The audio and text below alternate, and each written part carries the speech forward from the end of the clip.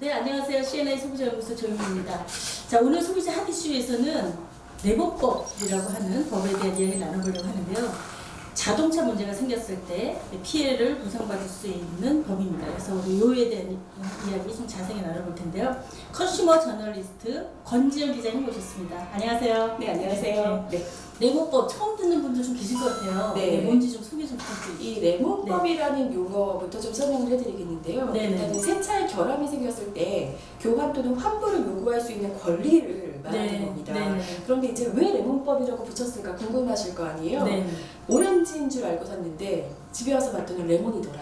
뭐 네. 그런 의미입니다. 그러니까 네. 이제 차량을 굉장히 기대를 하고 샀는데 이거 황이네 약간 이런 의미. 집에 와서 먹어보니까 쉬고. 게 아니라 네. 싶습니다. 네. 자, 일단 시작은 어쨌든 된 건데 네. 오랫동안 사실 소비자 쪽에서 요구를 했던 법이기도 합니다. 네. 예. 그런데 실제로는 특별히 이렇게 적용하는 데 있어서 여러 가지 제한 때문에 문제가 있다. 이제 이런 얘기들이 있는 것 같은데요. 네. 현재 자동차 관련해서 여러 가지 민원들은 계속 증가하고 있잖아요. 그렇습니다. 네네. 국토교통부 통계 누리에 따르면요, 2003년에 37건이던 리콜 건수가 네. 2018년 기록을 보면 283건, 엄청 늘어났네요. 8배 가까이 증가한 거예요. 8배 정도 증가한 거군요. 네, 근데 사실 37건. 리콜을 또 조건도 까다로워서 쉽게 리콜할 수 있는 것도 아닌데 그렇죠. 이 정도 늘어났으면 사실 실수 자동차가 그렇죠. 많은 거죠. 굉장히 그 리콜 판단이 내려지기까지 그 결정 과정이 굉장히 까다롭거든요. 네네. 그러니까 사실은 이보다 훨씬 더 자동차에 대한 어떤 민원들은 네. 훨씬 많다고 볼 수 있겠죠. 자, 그런데 현재까지 이 제조사들이 네. 레몬법을 적용을 승인하지 않고 있다. 맞습니다. 이 얘기는 도대체 뭡니까? 그러니까 법이 시작이 됐는데 이게 네. 제조사들이요, 네. 중재 규정을 수락했을 경우에만 가능한 겁니다. 네. 그러니까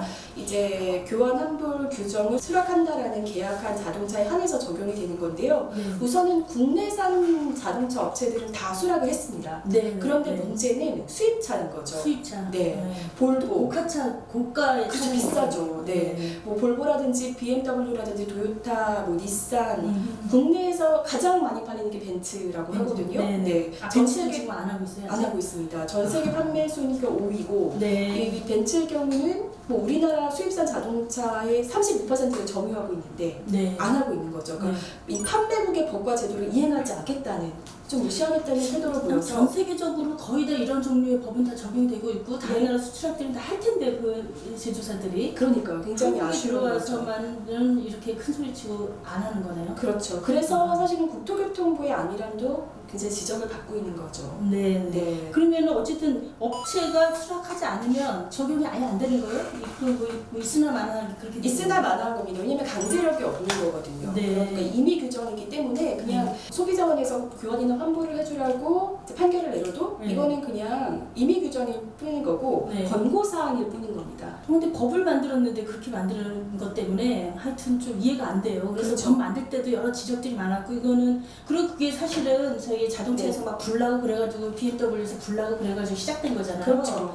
그러니까 얘를 좀 더 강력하게 할 수도 있었던 맞습니다. 건데. 근데 이제 국토교통부의 설명을 들어보면 어떤 내용이냐면요. 네네. 이게 레몬법이 처음에 이제 국회에서 만들어질 때도 국가가 강제로 교환이나 환불 중재를 하라는 게 재판 청구권 침해에 해당될 수 있다는 논리였어요. 그러니까 예를 들자면 네. 국가가 강제로 이제 명령을 하게 되면 네. 이게 법원 확정 판결한 것과 동일한 효력이 생기는 거잖아요. 그러니까 사업자가 다시 이제 문제를 제기할 수 없기 때문에 네. 이거는 사업자의 재판 청구권 침해 소지가 있다. 뭐 이런 네. 논리입니다. 네, 그래서 임의 규정으로 갈 수밖에 없다 이런 논리를 펴고 있는데 사실 소비자 네. 입장에서 굉장히 많이 아쉽죠. 그렇죠. 네. 자, 이제 레몬법 어쨌든 좀 뭐 마음에는 안 들지만 네. 법은 시작이 됐으니까 정확하게 적용 대상이 어떻게 되는지가 좀 알고 해당되는 사항이다 그러면은 한번 이 법에 도움을 좀 받을 필요는 있는 것 같아요. 네네. 그리고 국내 생산하는 업체들은 다들 이제 이 조건을 승인했다니까 네네. 국내 차를 이용하시는 분들은 적용 대상이 바로 될 것 같은데 네. 구체적으로 어떤 조건을 두고 있는지 네네. 공유를 소비자가 해주시죠. 우선 자신의 차가 세 가지 조건에 충족을 해야 되는지를 봐야 되는데요. 네네. 일단은 신차 후 1년 이내의 차량 중에서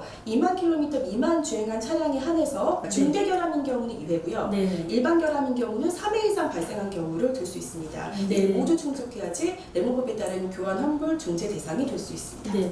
뭐 어디다 신청을 해야 되는 절차 같은 거는 교통안전공단에서 콜센터를 운영하고 있는 것 같은데. 네, 맞습니다. 네. 교통안전공단에서 콜센터를 운영하고 있는데 콜센터 번호를 좀 알려드릴게요. 네. 교통안전공단 콜센터 080-357-2500에서 상담을 받으실 수 있습니다. 네. 이게 중대 결함이 뭐냐라고 하는 것 때문에 또 말들이 네. 굉장히 많은데 그것도 네. 한 번이 아니고 두 번, 뭐 세 번 반복돼야 된다니까 네. 이것도 이제 좀 마음에는 안 드는데 네. 어쨌든 지금 소비자 분쟁 해결 기준에 의해서 중대 결함이라고 하는 거는 소비자 안전과 관련된 문제예요. 엔진이라든가 네. 뭐 이렇게 소음이라든가 뭐 떨림이라든가 이런 게 네. 아니고 그러니까 실질적으로 운전하면서 안전에 관련된 사항들은 전체적으로 중대 결함이다 이렇게 보기 때문에 네. 아마 여기서도 같은 법 해석이 가능할 것 같은 생각이 좀 듭니다. 네, 맞습니다. 네. 그리고 소비자가 이 차량을 구매할 때 네. 또 뭐 이게 적용하는 게 또 시점들이 다 틀리더라고요. 맞습니다. 네. 그리고 이게 좀 살펴봐야 될 게요. 네. 그 외국 같은 경우, 특히 미국 같은 경우는 결함 유무를 사업자가 밝혀내잖아요. 그렇죠. 네. 그런데 미국과 달리 우리나라 같은 경우는 6개월 이전에 발생한 결함은 사업자가 밝히는데 네. 6개월 이후에 발생한 결함은 소비자가 밝힙니다. 그런데 대부분이 사실은 6개월 이후에 이제 발생한 그렇죠. 결함들이거든요. 네. 이거는 이제 소비자가 어쨌든 결함을 밝히라는 건데 음.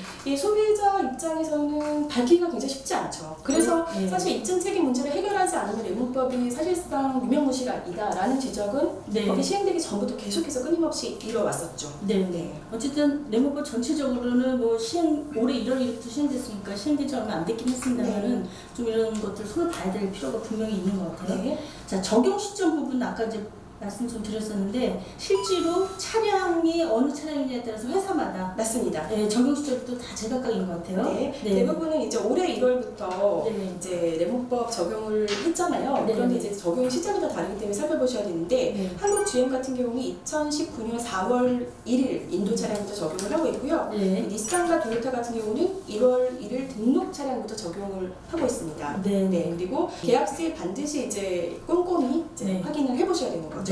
네. 자, 어쨌든 뭐 여러 가지 좀 답답한 부분이 있는데 절차도 네. 우리가 뭐 얘기 나온 김에 절차도 좀 간단히 소개를 해주시죠. 네, 먼저 중재 신청서를 사무국에 보내셔야 됩니다. 네. 그래서 필요한 서류 양식은 모두 자동차 리코센터 홈페이지에서 제공을 하고 있고요. 네. 이 양식에 맞춰서 신청서를 작성하고 필요한 서류를 출력해서 사무국에 보내시면 됩니다. 네. 중재 신청서를 보낸 이후에는 업무는 이 위원회에서 맡아서 주관하게 되는데요. 네. 위원회에서 차량 신청이 중재 요건에 적합하다고 판단을 하면 중재부를 구성하게 되고요. 네. 그래서 여기에는 이제 중재부에는 기계자동차 관련한 뭐 교수라든지 자동차 정비 명장이라든지 뭐 법을 조금 아시는 뭐 변호사라든지 네. 소비자 단체 위원, 그러니까 여기 이게 네. 대표님 같은 분들, 네. 국토교통부 자동차 정책과 담당자 뭐 이런 식으로 네. 해서 30인 위원회 위원 네. 30인을 구성하게 되고요. 네. 이 중에서 신청자와 제조사가 합의해서 3인을 선정하게 됩니다. 그 3인이 주로 이 내부들을 자세히 들여다보고 판단하고 뭐 이런 것들을 주로 하게 되는 거네요. 네, 그렇죠. 그래서 중재부의 심의 결과에 따라서 교환 환불 여부가 결정이 되는데요. 네. 이 결정은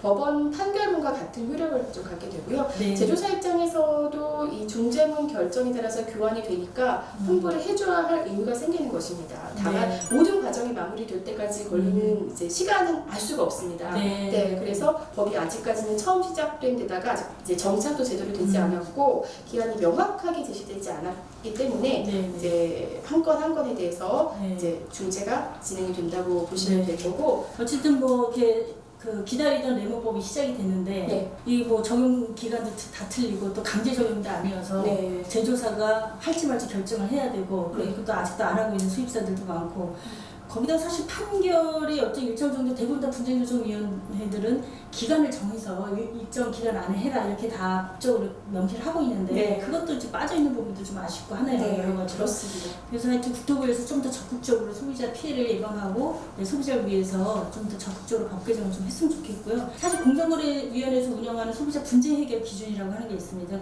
거기에도 자동차 관련한 조항들이 좀 있는데 레몬법하고 크게 다르진 않고 비슷하거든요. 근데 이것도 역시 고시로 되어 있고 임의 조항이에요. 네. 그러니까 강제되어 있지는 않습니다. 자, 오늘 레몬법 오렌지인 줄 알았더니 레몬이더라. 그런 얘기 오늘 나눠봤습니다. 고맙습니다. 네, 감사합니다. 네, 여러분 다음 주에 또 봬요. 네, 안녕.